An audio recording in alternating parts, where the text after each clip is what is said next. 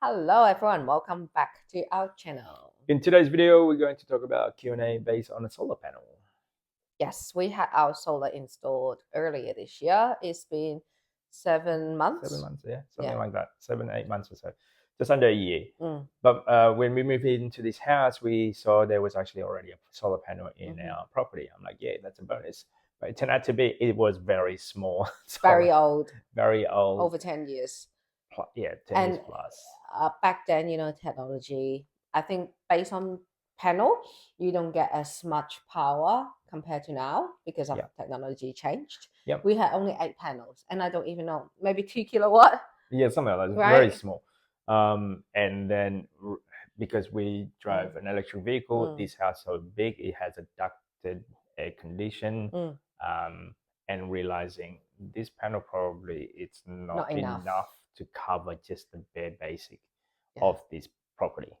So we ended up choosing to upgrade our solar panel because during summer, we're bound to use a lot more of air conditioning, the car charging in a regular basis, as well as the hot water. The hot water was actually blew up. The hot water was solar as well. However, when we moved in, and the problem with the hot water is like if it's on a cloudy day for about a week, you would not have any hot water. No. So because it's consuming 100% towards the solar panel as well. Yeah, why did they install solar? Anyway, so we upgraded a whole lot. The solar, it was from like 2 kilowatt and now just over 10 kilowatt. Yeah, it was 13 something, but the inverter, the actual output is about roughly 9 something. 13 something. Yeah. So we upsize it is because our roof is like this, right? Yeah. And we're facing east and that side is west. So when you get sun, solar. You can only say this side. Yeah, so you will never maximize the 13 kilowatt anyway. No. So overall, instead of a high pitch, so it's curving from one side to the other. So we're always going to use about half-ish, somewhere around there. Yeah.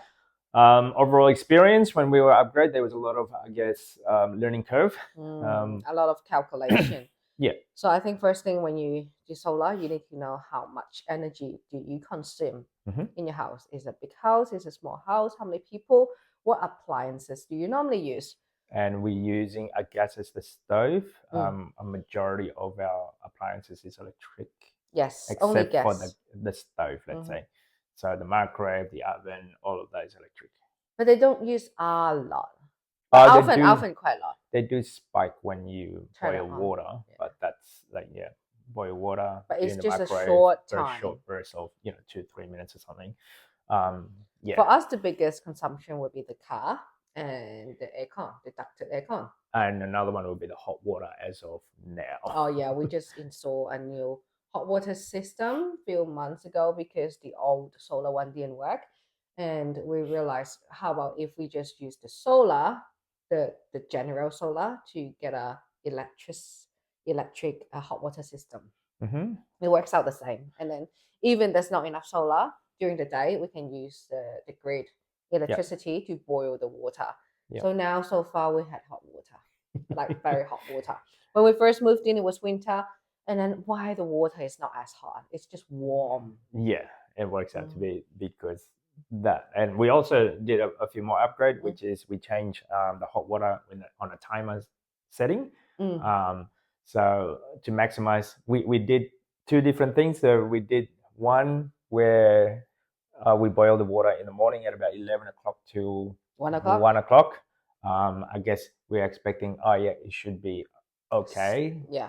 That should be enough boiling for the hot water system for us to use the shower at night. However, during winter, the water cooled down really quickly. Kids had like the water finished boiling at 1, and then sun go down, water getting cold. Kids had shower. They said, "Oh, not as hot." Okay, fine. And then I had shower a few hours later. Cold water. Got up to the stage where I went home at night and had a shower before I go to bed. It was really, really cold. Yeah. And in order for it to boil, I have to turn it on again. But you have to wait. You have to wait at least an hour to 2 hours because it's such a big amount of water that it needs to boil. So anyway, back to solar. No, before we finish on that one, we decided to change the timer Oh, to in the afternoon between, what is it, 12 to 3 now? yeah, 12 to So 3. 12 to 3. So by the time we use it, there is still hot water. Yeah. So in that aspect, we're still using the power of the solar. Mm. We just changed the timing a little bit, about Yep. 2 or 3 hours beforehand or afterwards, to maximize that, I guess, the solar panel usage in the afternoon. What we Yes. found in our place is we still have a good amount of solar until about 4 o'clock during winter. Between 3 to 3 4 o'clock. o'clock. Yeah, Yeah. 3:30, slowly going Lower and going lower. lower. Yeah. Yeah. And the amount of, I guess, the power that required for hot water is roughly about 4 kilowatts. So I think it's basic number you need to know. Yep. What our solar generate is 10 kilowatt, let's say, at the peak. At a peak, at like 11. summer, no cloud in the sky. Yeah. Roughly about 9 point 9 or 10, because Yeah. our converter is 10 anyway. Yeah. So maximum we can get is 10. The peak time, let's say, just be conservative, 11 to 3 Yeah. or 10 to 3. Yeah. Something like Something that. like that. Yeah. So we try. You have to be smart, doing a lot of calculation, know when you use electricity. And the beauty is I work from home. Yeah. We charge a car. We don't During the need to day. use the car. The car's not out. We don't use much at night time. If we can, we charge a car during daytime. Mhm. We have our hot water during the daytime. Yep. Even in summer, Yeah. we have the aircon most of the time. Yep. And because we have two different type of aircon, we've got ducted as well as a split. Yeah. So in a certain day, it's only just you at home. Yep. Due to that, you're only using a small one split zone. system. Yeah, one zone split system. Yeah. And we try to do the washing, the dishwasher, as well as the clothes washing in the morning instead of at night. Yeah, when the sun's out. So I think it helps a lot if you use most of your energy during daytime, because at one stage we're thinking, should we add battery? Yeah, so that was sort of like the other thing. If I'm really, really desperate and want to use the car or charge it overnight, that was the other alternative.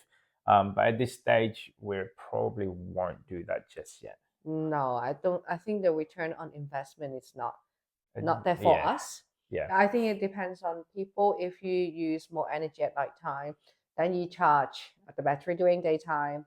Nighttime you can use your battery, but even the battery is so expensive, and you only can save, let's say, 10 kilowatt. Yeah, yeah.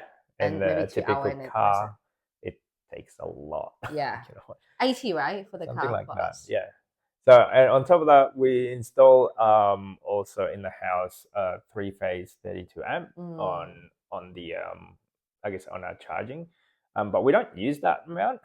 We actually just being conservative, and we just use the slow charge at roughly about 10. Maybe I jack it up to about 20. It actually got tripped if it goes beyond 21.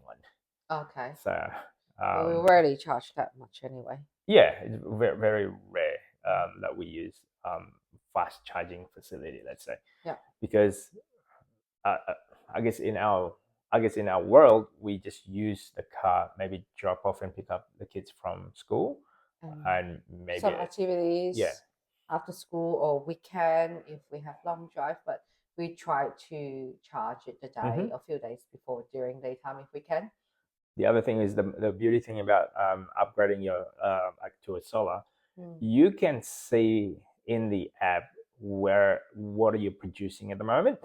So we can manipulate. Okay, then so based on our car plus hot water, because the hot water you have to turn it on, and it will take say 4 kilowatts, whereas the car is like I can manipulate how many I guess electricity I can charge the car for. Yeah. That's the beauty thing of it. Yeah, I think you have to be smart knowing how much is your appliances using the energy. For example, deducted, it was 7 or 8.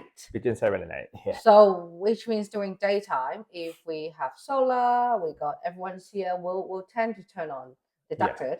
But if when there's no solar, no sunlight, we try to have the split system, because the split system only use 1 kilowatt per unit. So if we have 2 or 3 rooms, it's only 3, but where deducted is 7.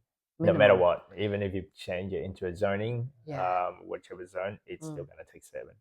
So overall, definitely it's worth upgrading in the condition that you're willing to, I guess. You have to learn a lot.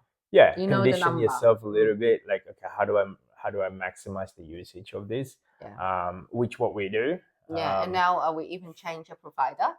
Yeah, so we change a provider. That they are saying what between 11 to 2 is free. Yeah.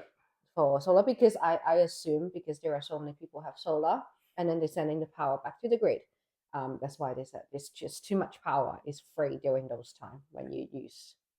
Each to their own, but for us, it's definitely a good, I guess, a good thing upgrading it. Yep. Especially if you have the hot water, electric car, ducted. And what else? A big house. Yeah. More than 4 people in the house. Yeah. What else? Those are the variables. But I'll say we haven't got like a very clear data yet because we had it just less than 1 year. Once, I think the first time we installed the solar, the data wasn't correct because they don't really check it all the time, right? Yeah, because they don't read the meter; they just estimate the meter. Yeah, and then the first time we installed solar, it was $300 a quarter, was it? Yeah, it went from 1,000 to 3, and then after that goes up to 1,000 something. Like, okay, this is a bit all over the shop. Correct. So we will just have to do more data collecting, and then share more information with you guys. And then on top of that, as of yesterday, we just upgraded again to a smart meter. I don't know what's that. So again, more data. There's a lot of upgraded involved. So if you have an old system and you don't have that data, if you can grab them, great, and then you compare it to what it is. And if, like for me, having all of this, I guess, under your control now, it helps a lot. Maybe you have to convert, change couple of things here and there, it helps a lot. So that's our 2 cents, guys, based on our personal experience. If you like this type of content, don't forget to subscribe, comment. See you next time. Bye.